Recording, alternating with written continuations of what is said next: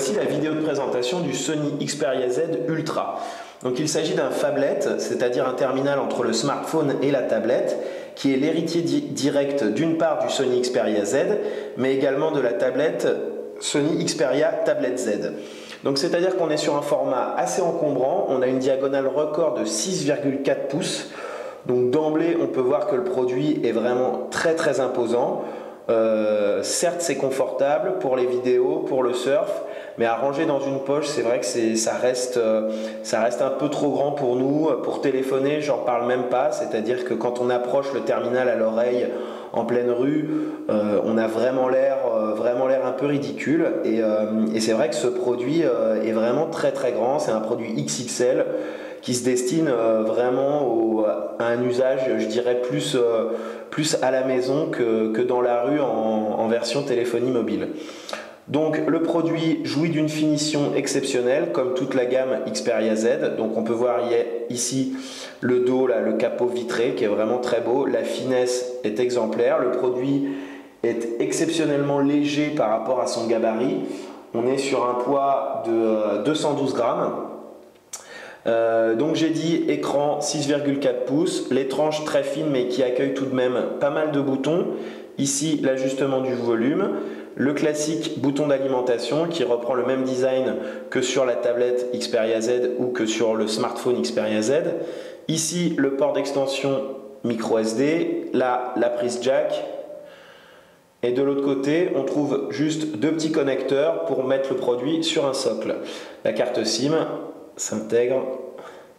Donc ici c'est le connecteur chargeur, et la carte SIM s'intègre ici.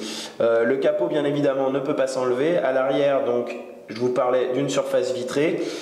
Première grande surprise, il n'y a pas de flash pour accompagner l'appareil photo 8 millions de pixels. Donc d'emblée c'est une des premières déceptions de ce produit. On voit ici le logo NFC. Comme le Sony Xperia Z, le Z Ultra est entièrement étanche à la fois à l'eau et à la poussière.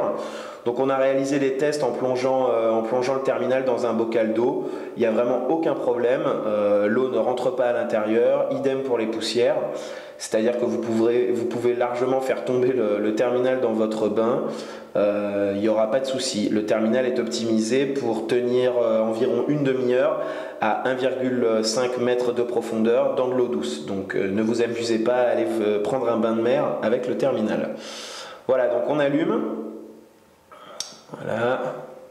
Donc le bouton, voilà, donc tout de suite on a pu voir un premier léger défaut qu'on a remarqué sur ce terminal, c'est que parfois le bouton on-off est un peu lent à la réaction, c'est-à-dire qu'il faut soit appuyer deux fois, soit attendre quelques secondes avant que l'interface d'accueil s'allume. Donc le menu de déverrouillage intelligent ici avec l'appareil photo d'un côté, là je peux slider, je peux mettre des raccourcis avec des fonctions, voilà, c'est assez sympathique. L'interface est assez classique, on est sur de l'Android 4.2 avec la surcouche logicielle habituelle de Sony. Donc là, toujours le menu de notification, je reviens ici. Dans les menus, c'est classique. On retrouve à la fois la panoplie de logiciels d'Android et celle de Sony. Donc tout de suite, on voit la fluidité, tout est vraiment très fluide. Donc en termes de processeur, le Z Ultra est le premier à intégrer le Snapdragon 800, qui est un processeur 4 cœurs cadencé à 2,2 GHz. Donc vraiment ça c'est la bonne surprise du terminal, même si on s'attendait quand même à de bons résultats de ce processeur. Donc le Z Ultra explose tous les records sur le benchmark Antutu, il passe devant le Galaxy S4. Donc on n'a vraiment rencontré aucun ralentissement, que ce soit dans la gestion du multitâche, le chargement des applications ou même des jeux. On a testé des jeux qui sont généralement qui demandent beaucoup de puissance et vraiment pas de problème, tout est d'une fluidité exemplaire, quoi. Donc je vous parlais des applications Sony, donc évidemment les grands classiques Walkman pour la musique, donc une interface toujours aussi agréable avec l'affichage des pochettes des albums, les différents critères pour ranger vos titres. En termes de puissance sonore, c'est vrai qu'on a été légèrement déçu parce que le haut-parleur est un petit peu faible à notre goût. Bon, certes, ça évite que le son se dégrade trop rapidement, mais c'est vrai qu'on aurait apprécié un travail un petit peu plus performant de ce côté-ci pour pouvoir vraiment bénéficier de sonorités puissantes. Appareil photo, voilà, c'est ici. Donc l'appareil photo assez classique, on est sur une résolution de 8 millions de pixels. Donc là on peut voir que si je visionne des photos sur l'écran, c'est quand même très agréable, malgré le fait que j'ai quand même des bandes noires assez larges ici, donc c'est-à-dire qu'on n'exploite quand même pas toute la diagonale de l'écran. Donc les photos sont très correctes, le piqué est vraiment précis.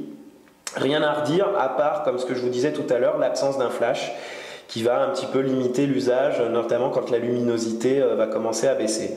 En vidéo, on est sur une résolution 1080p qui est très agréable. Les films sont assez fluides et le niveau de détail est tout à fait convenable. En termes de stockage, donc pour stocker à la fois votre musique et vos photos, vos vidéos, vous avez 16 Go de mémoire interne qui sont extensibles via un port micro SD situé ici, qui accepte les cartes jusqu'à 64 Go. En termes de connectivité, le Z Ultra fait quasiment aucune impasse. Donc on a du NFC, de la 4G, du DLNA. Donc vraiment, il n'y a pas de souci pour les échanges, pour les connexions web. Tout est super rapide, que ce soit en Wi-Fi ou quand on arrive à capter du 4G, de la 4G. Tout se passe vraiment très très bien. Qu'est-ce qu'on a d'autre? Voilà. Donc on retrouve, comme je vous disais, les applications Sony, donc vidéo unlimited, musique unlimited pour aller un petit peu télécharger les nouveautés et tout ça et garnir un petit peu la mémoire de pas mal de contenu. PlayStation Mobile pour les amateurs de jeux, je vous le répète, les jeux sont vraiment d'une grande fluidité sur le phablet. Alors petite particularité de ce terminal, on va aller faire un tour du côté des notes. Voilà, c'est-à-dire que comme vous avez pu le remarquer, on n'a pas de stylet, contrairement au phablet de Samsung, mais Sony est allé encore plus loin, c'est-à-dire qu'ils ont décidé, voilà, je vais créer une note, là je sélectionne la rédaction, c'est-à-dire que je vais pouvoir prendre des notes avec toute une panoplie d'objets, c'est-à-dire que je n'ai pas de stylet dédié, mais regardez par exemple ici j'ai un crayon à papier, et je vais dessiner, voilà, si ça veut bien répondre, voilà, je vais dessiner des lettres. Bon, vous voyez, c'est pas très précis, surtout que, a priori, c'est en anglais. Donc, on va taper en anglais. Voilà.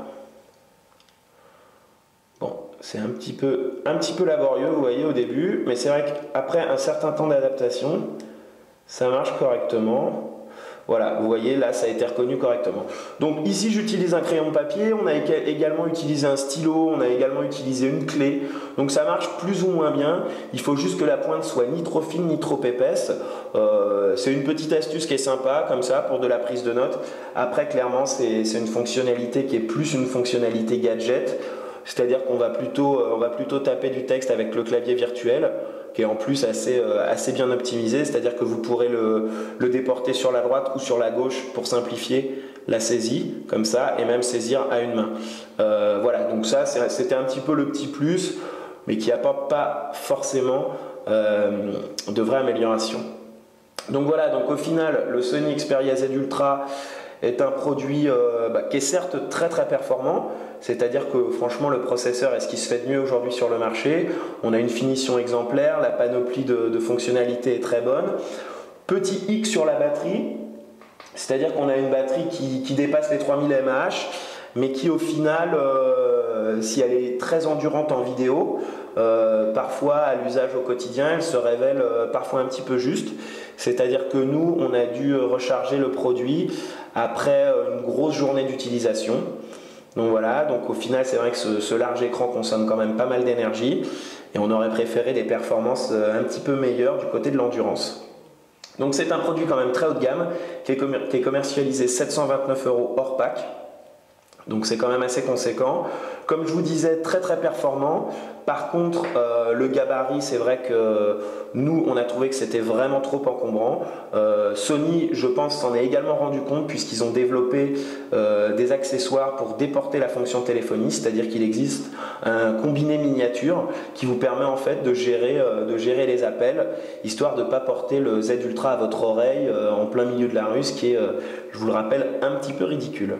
Donc voilà, donc au final on a un produit très bien, on espère juste qu'il trouvera sa cible, c'est-à-dire vraiment il va se limiter aux personnes qui adorent les écrans XXL ou peut-être à ceux justement qui se disent qu'une tablette 7 pouces c'est encore un petit peu trop encombrant et qu'avec une diagonale de 6,4 pouces on est arrivé à un compromis assez parfait pour surfer à la maison.